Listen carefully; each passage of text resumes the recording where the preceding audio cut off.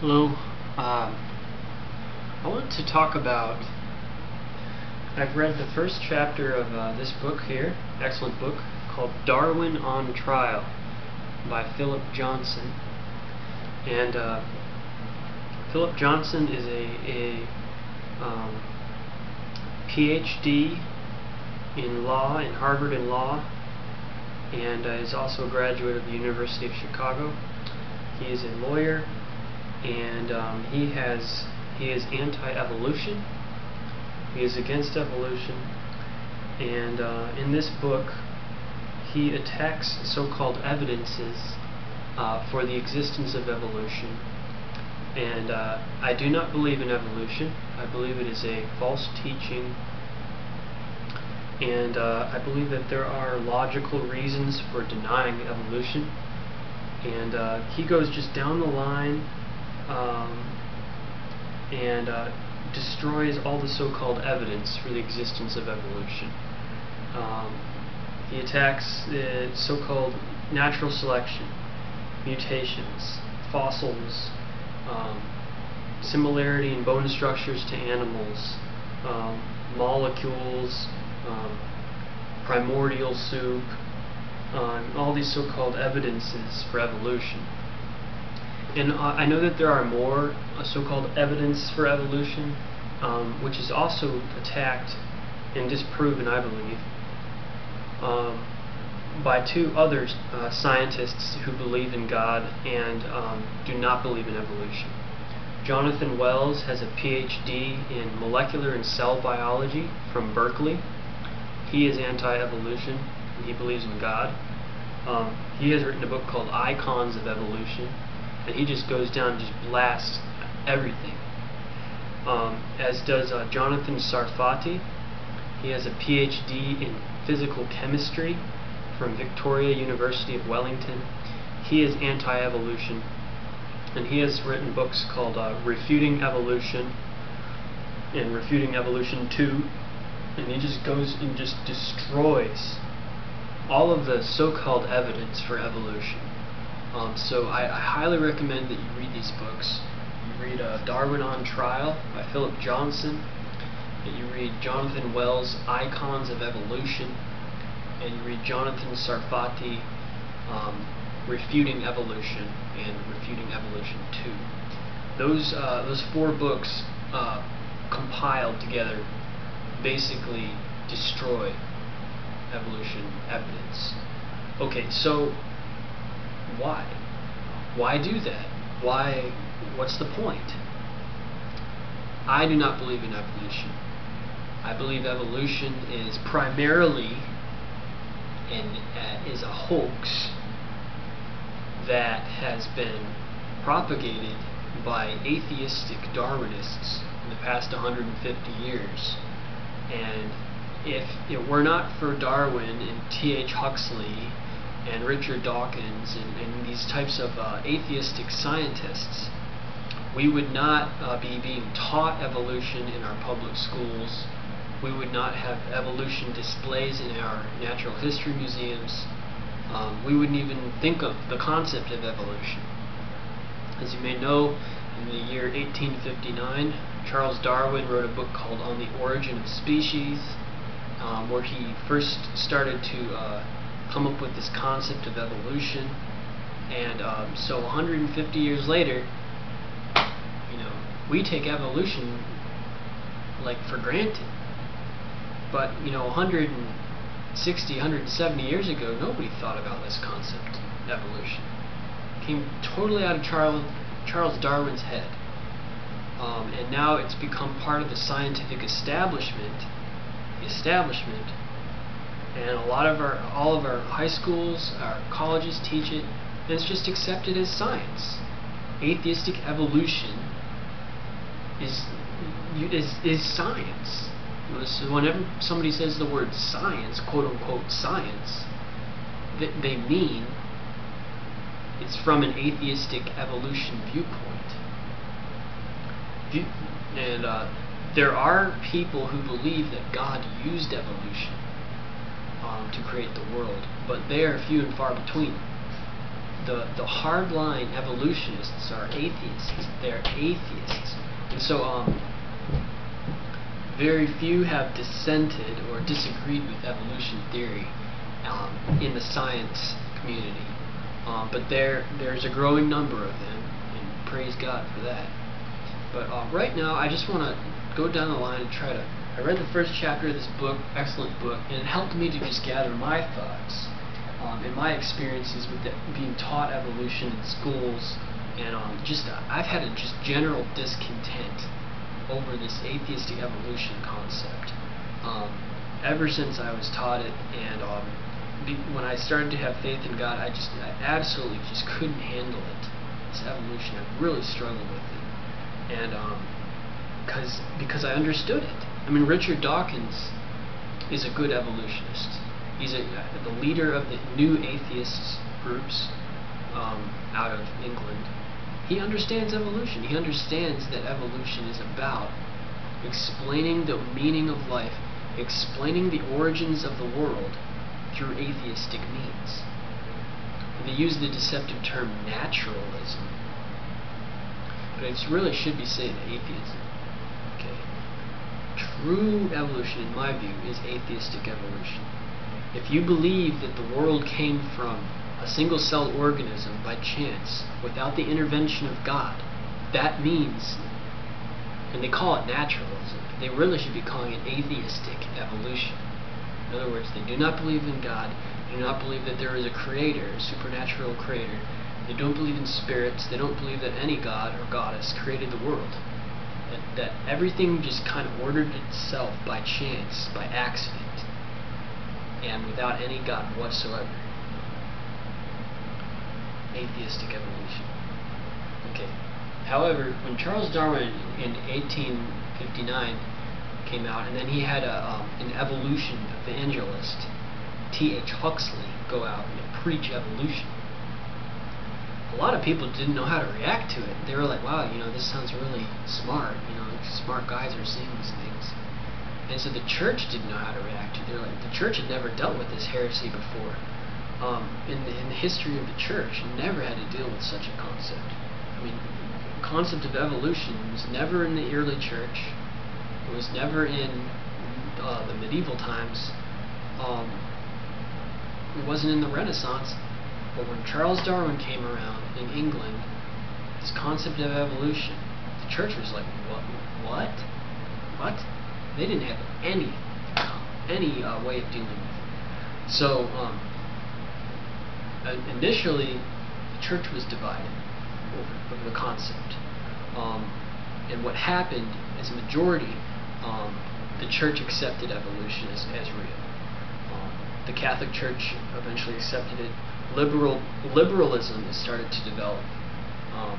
Liberal Protestantism, because people stopped viewing the Bible as literally created, like Genesis chapter 1, 2, and 3, as literal, and so they started to begin to pick and choose what the Bible meant, and that's where liberalism comes from.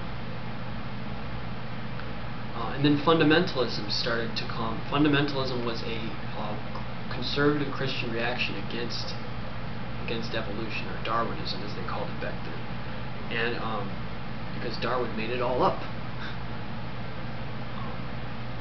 But now it's become so respectable that they call it science. They don't call it Darwinism, they call it science, because it's part of the establishment now. It's part of our state-funded atheistic government. There are three views on where we all came from. The origin of life, from the ancient times, how things came to be, how things came to exist. There are three major views. The first view is atheistic evolution. This was propagated by Charles Darwin, T.H. Huxley, Richard Dawkins, and various other scientific atheists. The second view is theistic evolution, or creationism in general. This is now propagated by the Catholics, liberal Protestants, mainline denominations like United Methodists, intelligent design, some of the intelligent design people, actually very few of them, so I kind of take that back. And they view, they read Genesis when on the sixth day God created this, and the day means symbolic billions and trillions of years. Okay, not very persuasive in a plain literal reading of the text, but they couldn't refute evolution. They came to believe in it, and so they're like, well, the Bible's a nice moral book. So they started to stop believing in the supernatural altogether in the Bible. And then the Bible just became this humanistic moral text. This philosophy. Then there's a third way to view the way this world came to be existing, and that is creation science. And this is a very rare view. Very rare. I believe in creation science. Creation science is six-day creationism. In other words, you believe that God created the world literally in 6 days, just as the plain reading of Genesis 1, 2, and 3 says. God created one day, the second day, and this and that. Plain understanding of the text. 6-day creation. And there are even fewer scientists who adhere to this. And that is Henry Morris, Jonathan Sarfati, and several others. But I will say this: in more recent times, there has been an increase in creationists with science PhDs or MAs. In the early days of the creation evolution debate, there were not very many scientists that had high-level ranking degrees that I know of presently, to be able to say, no, you're wrong, and rebuke evolution. But now, 150 years later, in our times, there have been risen up Christian Bible believers who are against evolution and believe that God created the world. And I will just say, I will list their credentials because they are impressive. They are scientists. Jonathan Wells, PhD in molecular and cell biology from Berkeley. He is against evolution. He believes God created the world. Michael Denton, PhD in biochemistry from King's College London. He is against evolution. He believes God created the world. Jonathan Sarfati, New Zealand, PhD in physical chemistry from Victoria University of Wellington. He is against evolution, believes God created the world. Dean Kenyon, PhD in biophysics from Stanford University. He is against evolution and believes God created the world. Dwayne Gish, PhD in biochemistry from Berkeley. He is against evolution, believes God created the world. And we have a Percival William Davis, MA in zoology from Columbia University. He is against evolution, believes God created the world. And there are a number of others, but I only mention those guys mainly because their degrees are really high level science degrees. They are reputable. This is logical for me to be doing this. It's called appeal to appropriate authority. In logic, you don't get information from people that don't know what they're talking about. I have a BA in philosophy and religion. This man has a PhD in law from Harvard. And yes, we're not scientists. I'm not a scientist, but I analyze ideas and concepts. So we learn in philosophy to analyze, and in law is philosophy, kind of. And we analyze concepts and arguments to see whether or not they hold any water. And so that's what I'm doing right now. I'm pointing you to the scientists who believe in creation and do not believe in evolution, and believe that evolution is not only wrong, but is comprised of hoaxes that are being propagated by the scientific establishment, the atheistic evolution science community. Okay. I mentioned molecular cell biology, chemistry, biochemistry, biophysics. These men are creationists. They're against evolution. They have these high-level degrees, and there are others that have astronomy degrees, math degrees, history of science degrees. Some from Cambridge, one from MIT, mechanical engineering, but those are kind of like periphery. I mean, we're talking about evolution and creation. We're talking about creatures, animal life, human life, plant life. So that's why I think zoology, biochemistry, molecular cell biology, that's more relevant. That's more relevant. I would say that the most relevant creationists are Jonathan Wells, who has a PhD in molecular and cell biology from Berkeley, Dwayne Gish, PhD in biochemistry from Berkeley, and these are impressive. These are not only impressive degrees, they are impressive colleges. Impressive colleges and impressive degrees. And Dean Kenyon, biophysics, PhD from Stanford. I mean, Stanford, these are Ivy League, huge level schools. I mean, you can't say, "Oh, these guys don't know what they're talking about." Oh, they're ignorant. They don't understand. They don't understand the high scientific concepts of evolution. Yes, they do. Yes, they do. They are scientists. Okay, they have more education in science, in the fields of science that are supposed to teach evolution, than Darwin ever did.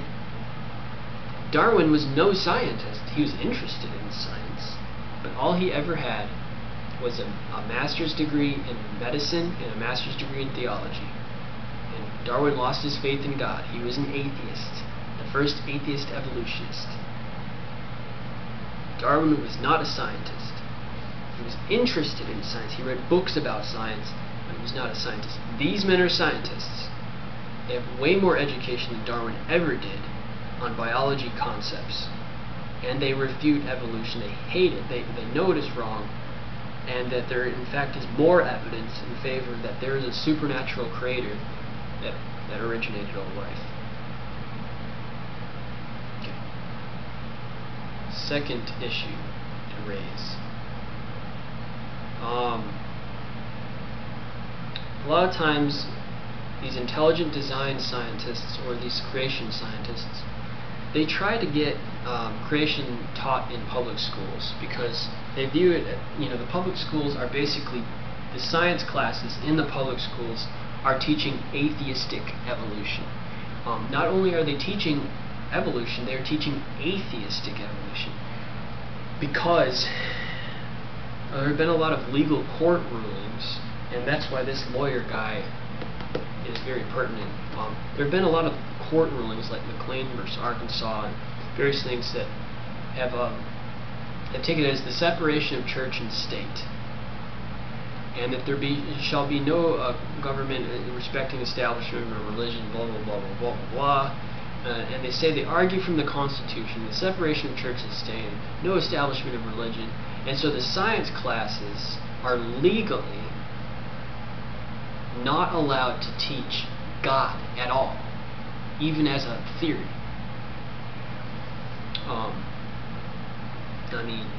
The Catholic Church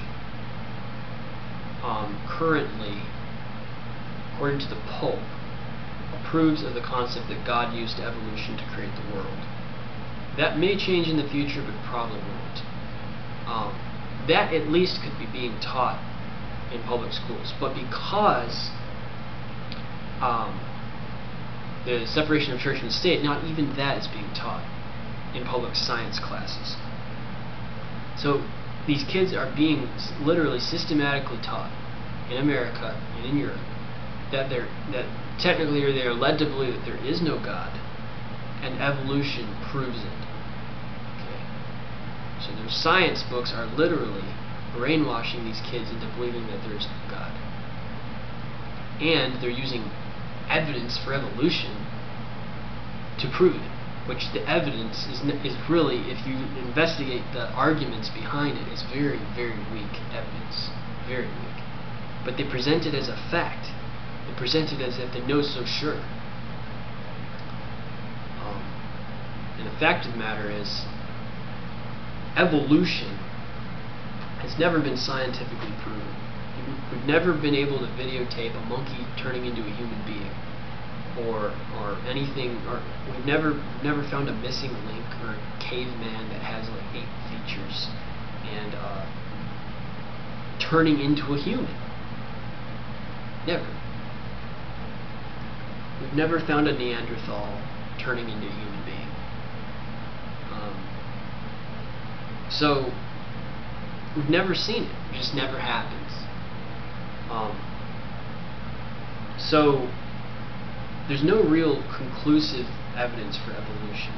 We have pictures in our science books that explain evolution concepts. Like you have pictures of monkeys turning into a human, but that there's no like actual scientific lab experiment that anybody's done to prove that that's ever happened. They just have pictures, and then they call the picture evidence. They say, look at this picture. This is evidence. It's not evidence. It's just a stinking picture some guy drew. But, you know, these things are unquestioned because the scientific community supports it. So, you know, who questions the scientist? You know, the scientist knows better. He knows he's a scientist. So there are like, maybe like 15 major scientists that disagree with evolution, and I have them listed here. There are so few in number. Okay. A lot of times these famous creation scientists or intelligent design scientists, they will go and they will argue against evolution. They say there's no proof for evolution. There's just no proof for it. And it's very long and drawn out and can take up to 3 hours to debunk all of the evidence for evolution, so-called. From peppered moths to primordial soup, the Miller-Urey experiment, and all the so-called proof that people have, you know, bones, you know, looking like, you know, human, you know, evidence for the bones of transitional fossils, and all this kinds of garbage. It can take up to like 3 hours, but I will just say in short, because I can't explain it all now. In fact, I haven't studied up on it yet. I've heard lectures on it, but I myself haven't really studied it in depth because it's very scientific and it's very thorough. But I just want to say, just off the bat in a short statement, that I believe that all of the so-called evidence for evolution is a hoax. All of it. It is a hoax. Hoax. Like in the same way you would think of a hoax on National Enquirer, where, you know, they have these freak, you know, like half you know, half fish, half boy, you know, these freak things, Bat Boy, you know, on there. It's a hoax like that. And except the worst thing about it is that their hoaxes are made of you know, statues that they put in museums. And they say, see here, look at this statue. This is what happened 10 trillion billion years ago. In other words, once upon a time in our evolution fairy tale. So, you know, in other words, billions and trillions of years ago, there's no way you'd ever know it. But since the scientist says it, we'll believe the scientist. So this is the thing. A lot of times these smart Christian anti-evolution activists, these scientists, will go out and they'll debunk evolution, and the crowd will be like, okay, and then every once in a while, a stubborn evolutionist will stand up and argue and say, okay, so you've debunked evolution. What are you going to replace it with?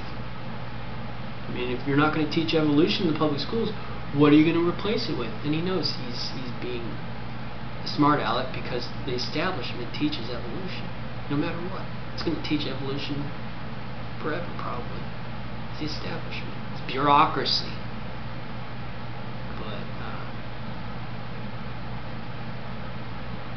But what are you going to replace it with? And they say, well, you know, I don't know. They should be saying supernatural creation, of course. That's what we'll replace it with. There's nothing left. If there's no atheistic evolution, then at the very least, there's some kind of supernatural creation going on here. I mean, whether you call it intelligent design or creation science or what? There's nothing else. This world couldn't have come from nothing if it didn't come from evolution. It must have come from some instant miracle that happened thousands and thousands of years ago. Or if you want to believe billions, then go ahead, believe billions.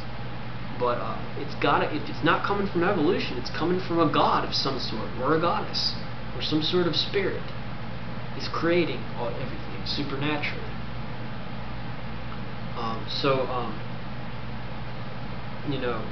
Whether it's Genesis 1-3 that you want to believe, or some Hindu, Buddhist, Islamic, or pagan creation myth, it cannot be evolution. If evolution without a God created everything, if none of that ever happened, then the only thing left is to believe in creation stories of gods or goddesses coming and creating this world and man. It's the only thing that's left. It's what the ancient people believed. Maybe, they were getting close to something. Now, personally, if I compare Genesis 1-3 in the Bible up against all these pagan creation stories, I think Genesis 1-3 takes the best argument. I mean, if you look at it, it makes sense. God, who's a spirit, comes down, miraculously creates Adam and Eve in the Garden of Eden. It makes sense. You take a look at a lot of these pagan mythology stories of how the world came to be, and the goddess came down and was cut into millions of pieces by the dragon, and all of her body parts were thrown into the pieces of the universe, and her body parts grew into the planets and the earth and the animals and the stars. That's an example of a creation story from a pagan. I think that's one of the Babylonian creation stories. I mean, come on. Compare that to, God created Adam and Eve.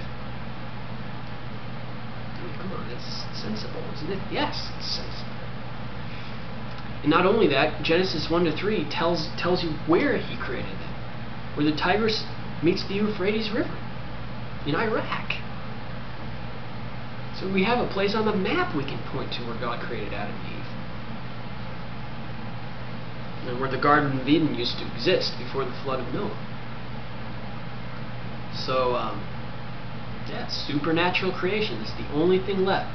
If you debunk evolution and get atheism out of the way, the only thing left is, yes, a supernatural God of some sort created this world.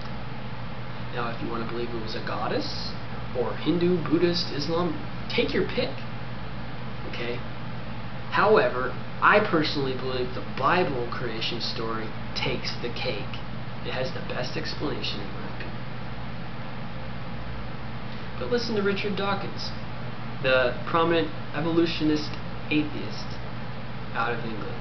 This is something he said in an article in 1989. And the article was called "Put Your Money on Evolution." This is a famous quote explaining the intolerance of some of these evolutionists, these atheists. Listen. If you meet somebody who claims not to believe in evolution, that person is ignorant, stupid, or insane or wicked. Wow, what an insult. I mean, I'm not going to say that we Christians who believe in the Bible and that God created the world in 6 days, I'm not going to say that we don't say mean things about evolutionists. I certainly have. But that was mean. That was really mean. I mean, come on. Richard Dawkins, anti-creationist. If you believe there's a creator, and if you don't believe in evolution, then you're ignorant, stupid, insane, and wicked. It's Richard Dawkins. Alright. I wanna leave us off with another thought here. The origin of the world. How it all began. Where all of this stuff come from. The planets, the stars, the trees, the air we breathe, the light, the sun, the moon, the craters on the moon, the oceans, the continents, the deserts, the forests, the jungles, the cities, the ancient ruins. Where did it all come from? Where did man come from? Who were the first man? Who was the first woman? Where? Why did they come to exist? Why are we here? What is the origin of humankind? Where did the first animals come from? Where the first plants? When did dinosaurs live? When did it all begin? When did it all begin? This, everything. When did the world begin? When did Earth begin to turn on its axis? When did time begin? When? The answer is a mystery. No one really knows for sure when it all began. Honestly and truthfully, I do not believe even the smartest scientists can tell you with absolute 100% certainty when the world began. It is a mystery. We don't really know where we all came from for sure. Scientifically, cannot really prove it. It is a mystery. But I will say this. When you examine the history of the world, and you go to the timeline of the history of the world, and begin to go back to 4000 BC, when you start to look at a normal timeline, anywhere between 4000 and 5000 BC, things start to get pretty unclear and pretty hazy. And there are two basic timelines of world history. There's an evolutionist timeline. Whether you're an atheist evolutionist or a believer in God that believes in evolution, there is an evolutionist timeline, and man appears on that timeline anywhere between 10,000 to 50,000 BC. And it's still pretty flexible. They call that the prehistorical period. In other words, historical in reference to human writing, human history. They say that this was the prehistorical times, time when there was no writing, and so this is where things get really, really hazy because there was no writing. So you have to admit, if there's no writing and you don't know the time that the people are writing at, you have nothing left but to do but speculate what time it is. And this is where they get into the cave drawings, and they start thinking in terms of, oh, this was caveman, and drawing the cave drawings. This was at 10,000 BC, and this is and prehistorical. Okay, but you see, you have to. Any logical person has got to admit, you don't know when that cave painting was made. There's no copyright on that. You can't say for sure when that cave painting was drawn, but the evolutionist has to be sure because he's an empiricist. He believes in empiricism, which is this theory that you can't know anything unless you can see it, touch it, taste it, or smell it. Scientist, the evolutionist scientist who is atheistic, usually, cannot stand the concept of not knowing for sure something. They don't like mysteries. They don't like mysteries. So instead of just leaving the whole thing in mystery, prehistory in mystery, prehistory is a mystery, friend. Prehistory is a mystery. I mean, we really don't know for sure if Adam and Eve even existed. But by faith in the revelation of God to Moses on Mount Sinai of creation, because we know that Moses wrote the book of Genesis, Moses wrote the story of Adam and Eve, and, as it was revealed to him on Mount Sinai by God. And we believe this, Christians believe this by faith, not by scientific evidence. Okay, we don't have the bones of Adam and Eve anywhere. Okay, we can't go and say, oh, here's the graves of Adam and Eve. No, their remains were washed away in the flood of Noah, long forgotten. We have no idea where they are. So it's covered in mystery. It's covered in the flood of Noah. We Christians believe that the flood of Noah wiped away this prehistorical realm.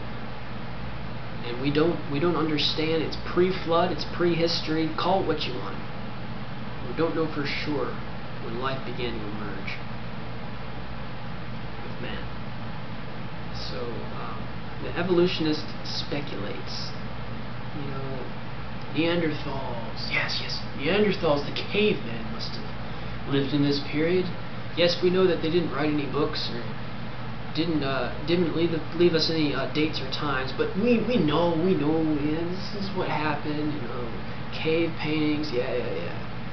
They don't really know. The only thing we know for sure is that which is recorded in writings. That's the only thing we know for sure. That which is recorded in writings, dates, times, and years. Historical records, calendars, things like this. That's how we really know as historians when certain time periods and when certain writings belong to certain time periods, and how we can infer that the peoples of a certain nation belong to a certain geography or time. It's through real written history. That's how we really know for sure and for certain the times of things. So once you get around 4000 BC on the timeline, things start to get pretty hazy as far as knowing for sure what's going on. And that's very interesting because on the biblical timeline, it seems, at least according to Bishop James Ussher in 1650, wrote a book called Annals of the World, and he took the biblical genealogies that were tracked from Moses all the way down to Jesus Christ, and then all the way from Jesus Christ up until now. And he took it and he said that the world basically was created by God around the year 4000 BC. Now, isn't that interesting? Doesn't know for sure. Maybe it was 4004 BC. That's what he said. It could have been 4400 BC. It could have been something like that. The flood of Noah, all this mystery. But it seems, coincidentally, that the biblical genealogies point to 4000 BC, around thereabouts, being the time of Adam. Coincidentally, that's when human writing started to appear in Mesopotamia, 4000 BC, the cuneiform tablets and writing. It's when writing started to appear. Interesting. And guess where Mesopotamia is? Ancient Mesopotamia. Tigris and Euphrates River, same place where the Garden of Eden was. Modern day Iraq. Looks like the archaeology starts to point to the biblical story of creation. But, I'm digressing here. All I'm saying is, it's all covered in mystery, and not even archaeology can prove that the creation story is real. It can't. You can't prove it. You can't know for certainty with scientific evidence. No, you can't. This is why Hebrews 11:1 tells us that for Christians, faith is the evidence of things hoped for and the substance of things unseen. And so we don't appear to the empiricism. We appear to mysticism, idealism, intuitive knowledge of these mysteries. How? Revelations. Jesus said, if they will not believe in Moses and the prophets, they will not believe in me. And that's true. I want you to believe in Moses and the prophets, because if you can believe in Moses and the prophets, you will believe in the gospel of the Lord Jesus Christ, and you will not be an atheist, but you will have what is that long lost treasure called faith. See, that is the problem with this generation. They have no faith. They have no faith whatsoever. Because of atheistic evolution, i.e. science, the concept of faith is completely irrelevant to this generation. It must be changed. If you will be saved from hellfire, you must not believe in atheism. If you want to believe in evolution, fine. There's really no scientific warrant for it, in my opinion. But if you want to, go ahead. Just don't make it disbelieve your faith in God. Because you must have faith in God if you are going to be saved from hell. You must have faith in Jesus Christ on the cross, who was the Son of God, dying for your sins, if you are going to be saved from hell. You cannot believe in the Son of God unless you believe in God, the Creator. So, what happened? What happened before 4000 BC? I don't know. For sure, I don't know. I have faith that the word of Moses is true in that Adam and Eve story, and I bank on the scriptures. Do I know for sure that the scriptures are true? No, I don't know it up here scientifically with all the science evidence. No, I don't. And I'm not supposed to. Some people claim to have science evidence of it, but it seems even so to be inconclusive. It's a mystery, and it's okay that it's a mystery. Humans don't have to know everything. You don't have to know everything. But you do have to have faith in the revelations that have been given to Moses, the prophets, Christ, and the apostles. So what happened before 4000 BC? Did the world even exist before 5000 BC or 6000 BC? Was there even such a time period? I don't know. Was evolution happening then? Nobody really knows for sure. Nobody was there to tell us. Or was it around 4000 BC, like Bishop Usher says? Was it around 4000 BC that God created the world, like the biblical genealogies seem to imply? Maybe. I mean, that's also when human writing appeared in Mesopotamia, you know. So, I mean, human writing, you know, logically, that's when we know, you know, humans started to record dates and times. So, it just so happens to be the same time period the Bible says God created the world. You know, the genealogies, you add them up. You add it with his genealogy. It's the record of people's births and deaths. You know, when they died, how long they lived. And you add up all those records and you get a date. You get years. So, what are these atheistic science evolutionists doing? It's become a scientific establishment mantra. Evolution is a fact. Why? Why is evolution a fact, sir? Because of the evidences, they say. We have bones that prove that this monkey turned into a man. The bones prove it. The bones don't prove it, sir. All they are is dead bones that some guy arranged in that order and took a picture. That doesn't prove anything. It just proves that he had some artistic imagination and put some monkeys in front of a human. That's all that means. It's not evidence. Nobody proved that monkey turned into a human. You just took some differently sized monkeys and put it next to a human skeleton. Come on, that's not evolution. But, you know, they say, you know, there's all these evidences. No, there's not. Read Jonathan Wells' Icons of Evolution. Read Darwin on Trial by Philip Johnson. Read Jonathan Sarfati's Refuting Evolution. All these men are PhDs, science and law. These guys know what they're talking about, guys. They're not stupid guys that just hate evolution and they're trying to come up with stuff. They're smart. They're not popular, but they're smart. They understand the issues here. And they published science journals. Okay. A lot of times people say, oh, they're not true scientists unless they published a science journal. Well, they've done that too. So, it's become a ridiculous bureaucratic thing. A scientist equals atheistic evolutionist. You can't teach biology if you don't believe in evolution. Science equals evolution. It always goes unquestioned. You question it, then you don't believe in science. Science equals evolution. What? Yeah, try that one in the 1700s, or the 1600s, or the 1500s. Science didn't equal evolution back then.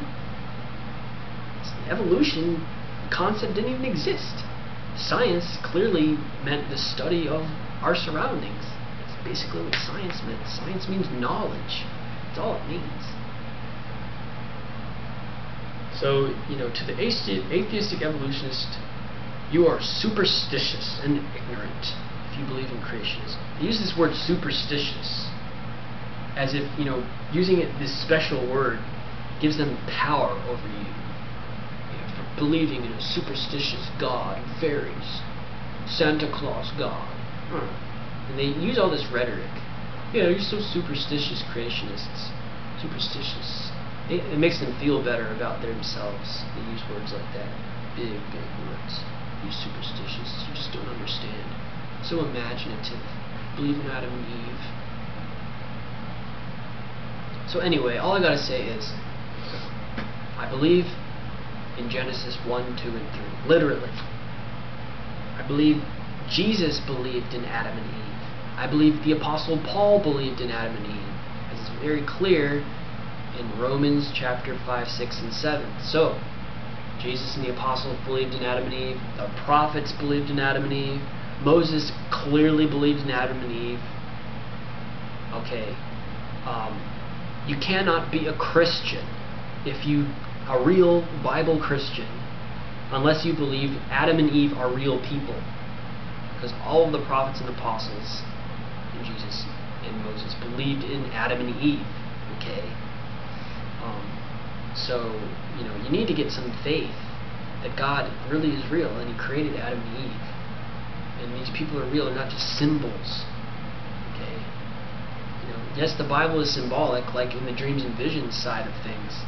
But if you symbolize everything, you're like Adam and Eve are clearly not symbols. Okay? You need to understand how to interpret what's symbolic in the Bible and what's literal. That is not a symbol. Okay? These are our parents. They're our common ancestors, not a monkey. We didn't come from a monkey, we came from Adam and Eve. Come on, guys. But you see, these atheists, they hate the Adam and Eve story. And so, they want to come up with a different explanation of where we all came from, and that is evolution. Adam and Eve has nothing to do with evolution. Anyway, I just wanted to leave it there and leave evolution as an evil way of explaining the existence of the world, where we all come from. And I hope, as I am more studied up on this, as things go on, as the years go on, I want to preach systematically against evidences for evolution at state universities. I believe that the godlessness in this country is so high right now because atheistic evolution is being taught in our schools. And that is why people don't believe in the gospel, because they don't believe in God. And they have a very dim apprehension of God because of it. So, I'll leave it with this. Read Jonathan Wells' Icons of Evolution. Read Philip Johnson's Darwin on Trial. Read Jonathan Sarfati's Refuting Evolution 1 and 2. Thank you very much.